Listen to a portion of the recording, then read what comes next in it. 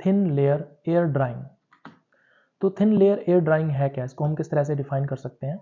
तो सबसे पहले हमें क्या करना है, एक ड्राइंग सरफेस लेनी है जिसके ऊपर हम ग्रेन्स को ड्राई करना चाहते हैं।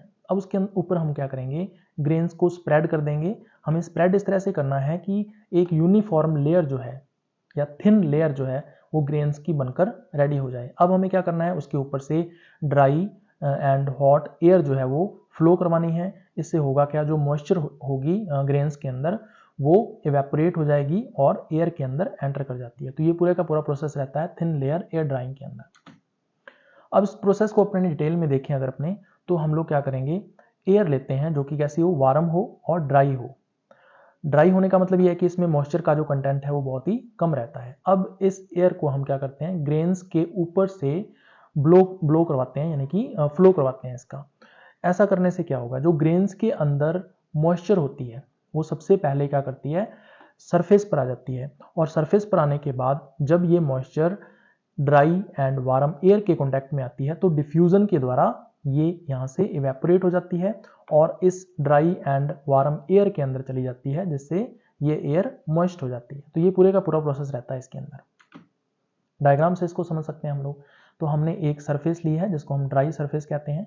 इस सरफेस के ऊपर हमने थिन लेयर्स की फॉर्म में ग्रेन्स जो हैं इनको स्प्रेड कर लिया है। अब हम क्या करेंगे, एक तरफ से ड्राई एयर जो है उसको ब्लो करेंगे और इस तरह से जो एयर है उसका फ्लो होता है इस थिन लेयर जो ग्रेन्स की है इसके ऊपर से।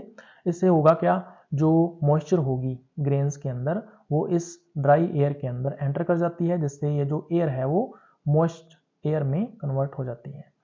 अब अगर अपने बात करें एक ग्रेन की, तो एक ग्रेन के अंदर जो है बिल्कुल इनसाइड आपको मॉइस्चर देखने को मिलेगी। अब होगा क्या, ये जो मॉइस्चर है ये मूव करती है और कहाँ पर आ जाती है, सरफेस पर आ जाती है।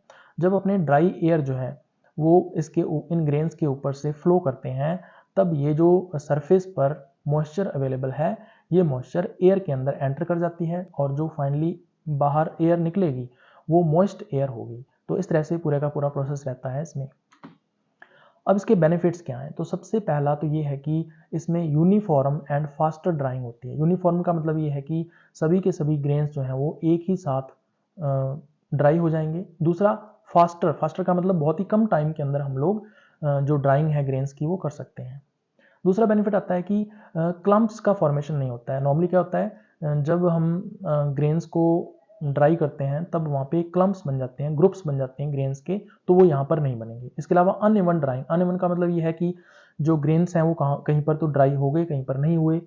तो इसमें ऐसा नहीं होता, इसमें जितने भी ग्रेन्स हैं वो इवनली ड्राई होते हैं। तो ये इसका बेनिफिट